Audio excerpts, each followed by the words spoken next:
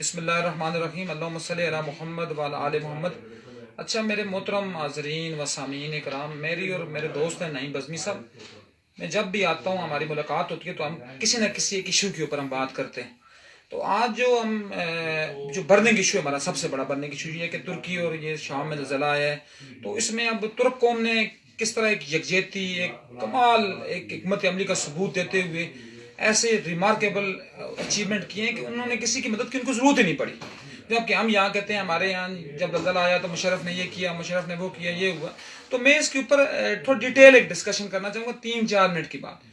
سب سے پہلے چونکہ میری کیا کائنات کی ہر چیز کا منبع جو ہے میرے آقا نبی مکرم محمد مصطفیٰ صلی اللہ علیہ وآلہ وسلم کی ذات ہے، تو میں نے اپنے طور پر جو رسالت مآب صلی اللہ علیہ وسلم کے اوپر ایک ادنا سی کاوش کی ہے، ایک سیرت نگار ہونے کا۔ میں نے ایک بک بھی ایک پبلش کروائی ہے، تو اس کے وساطت سے جو میں نے تھوڑا بہت ایک پڑھنے پڑھانے سے جو میرا شغف بنا، تو میں نے جب ڈفرینٹ کتابوں کو کھنگالا یا اس کے اوپر میں نے ڈسکس کیا یا میں نے پڑھی یا میں نے ان کو ریکیپچولیٹ کیا، تو میں نے یہ دیکھا کہ سرکار دو عالم نے اپنی ظاہری زندگی میں، بالخصوص مدنی زندگی میں جو سرکار کی انتظامی زندگی کا ایک عروج تھا، اس میں میرے آقا صلی اللہ علیہ وسلم نے مدینہ، مکہ، پورا حجاز، یمن، اردن کے کچھ علاقے، ان تمام علاقوں کو میرے آقا صلی اللہ علیہ وسلم ظاہری طور پر بے حکمران تھے، لیکن میرے آقا صلی اللہ علیہ وآلہ وسلم نے کسی بھی ادارے کی ترویج پر زور نہیں دیا۔ نہ میرے نبی نے کوئی ادارہ بنایا، نہ میرے نبی نے کسی ادارے کی ترویج کے اوپر زور دیا۔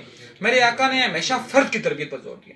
جب انہوں نے فرد کی تربیت پر زور دیا تو میرے آقا کی محفل سے وہ علی پیدا ہوا جو علی علم میں، شجاعت میں، کردار میں، حکمت سازی میں اپنی مثال آپ ہیں۔ مولا کے بغیر حضرت سلیمان فارسی، جنہوں نے مذہب یہودیت کو، عیسائیت کو، تمام کو کھنگالا ہوا تھا، وہ سلیمان فارسی جس کو سلیمان محمدی کا خطاب دیا گیا، وہ پیدا ہوئے۔ ابو ذر غفاری، ان کے بارے میں میرے آقا فرماتے ہیں کہ کائنات پر آسمان سے نیچے اور زمین سے اوپر ابو ذر سے زیادہ سچا بندہ کوئی بھی نہیں ہے۔ تو ایسے ایسے لوگ پیدا ہوئے۔ صرف اس کی وجہ کیا تھی؟ میرے آقا نے فرد کی تربیت پر زور دیا۔ میرے آقا نے کسی قسم کا کوئی عدالتی، کوئی انتظامی، کوئی فوج کا ادارہ، کوئی پولیس، کوئی ادارہ قائم نہیں کیا۔ جو لوگ بھی آتے تھے وہ رضاکارانہ طور پر اپنی خدمات پیش کرتے تھے۔ تو اس تناظر میں ہمارے یہاں جو بالخصوص یہ جو ہمارا برصغیر کا علاقہ ہے، اس میں سب سے زیادہ خرابی کی وجہ سب سے بڑی یہ کہ جو ادارے ہم نے بنائے، بالخصوص اداروں میں جو پینشنیں ہم دے رہے ہیں، اور پینشن دینے میں ہم اپنی پوری وسائل ضائع کر دیتے ہیں، اور 60 سال کے بعد ہم یہ دیکھتے ہیں کہ ان میں سے سرکاری بوڑھا کون سا اور غیر سرکاری بوڑھا کون سا۔ ہم ادھیڑ عمر میں بھی جا کر ہم وہاں بھی ہم جس کو ڈسکریمنیشن کریٹ کرتے ہیں۔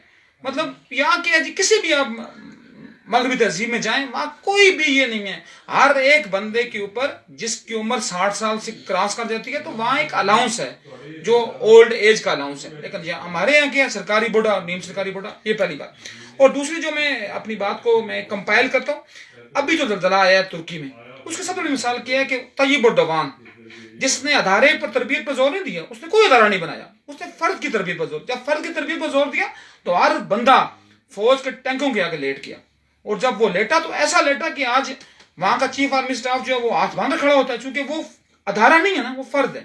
اس کے فرد اب کیا ہوا جی کہ جتنا بھی اس کا زلزلے میں نقصان، راؤنڈ اباؤٹ 50% انہوں نے ریکور صرف ایک فیصلے سے۔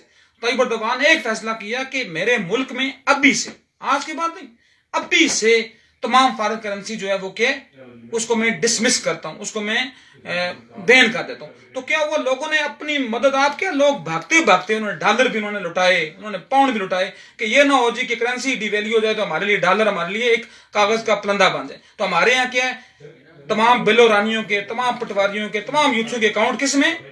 ڈالرز میں۔ اور جب ڈالر 260 270 روپے کا ہوتا ہے تو آلریڈی ان کا اثاثہ نیچے سے کہاں اوپر چلا جاتا ہے۔ تو یہ میرا خیال ہے طیب اردوان کی نبی اکرم سے جو اس نے سیکھی بات، تو اس نے فرد کی تربیت پر زور دیا تو ملک کہاں سے کہاں پہنچا۔ اور سب سے بڑی بات میں کرتا ہوں، ہمارا جو شہباز تو نہیں، شہباز جو شریف ہے، اس نے کیا کہ اس نے ایک بڑا، جس کو کہتا نا لہیم و اشیم قسم کا وفد تیار کیا تھا، جی ہم جائیں گے ترکی میں، یہ کریں گے وہ کریں گے۔ جب طیب اردوان کو یہ بات پہنچی، اس نے کہا یار ادھر کس لیے آ رہے، تم بھوکے ننگے ہو، تم خود دیوالیوں میں قریب ہو، تو میرے لیے نہ ہو، مہربانی کرو وہاں ہی رکو۔ اور اس نے کیا کیا ہوا تھا، ایک محتاط اندازہ ہے، انہوں نے ترکی میں ہوٹل بک کیے ہوئے تھے، مطلب لاکھوں ڈالرز کے اوپر۔ ہوٹل بک کرنے کی ان کی کیا وجہ تھی کہ انہوں نے ہوٹل بک کر کے یہ کیا ہوا تھا، جی ہمارا وفد آئے گا، وہ فضائی معائنہ کرے گا۔ اس نے کہا لٹیرو، او چورو، قوم کے چورو، تم اپنے ملک کی تربیت پر زور دو، میں اپنے ملک کو خود سنبھال لوں گا. تو یہ میری بات تھی. تو ہمارا کیا جی، ہم خوش ہو رہے ہیں جی. ابھی یہ سارے پٹواری اور سارے یہ جو ہیں اپنا بلورانیاں ساری خوش ہو رہی ہیں جی، ہمیں IMF ایک قسط ہمیں ریلیز کر رہی ہے. وہ کیا قسط ریلیز کرے گی؟ اس قسط میں کیا ہوگا؟ ایک مریم نواز اپنی ایک اور سرجری کروائے گی، بلورانی اپنا ایک اور کروائے گا، ایک اور تجربہ آپ نے کروائے گا. اس کے بعد جو نواز شریف کے گونگلو پتر ہیں وہ اپنی اور ایک تربیت سازی پر زور دیں گے. عمران خان صاحب جائیں گے، ایک اور ٹیرین رائٹ پیدا کریں گے.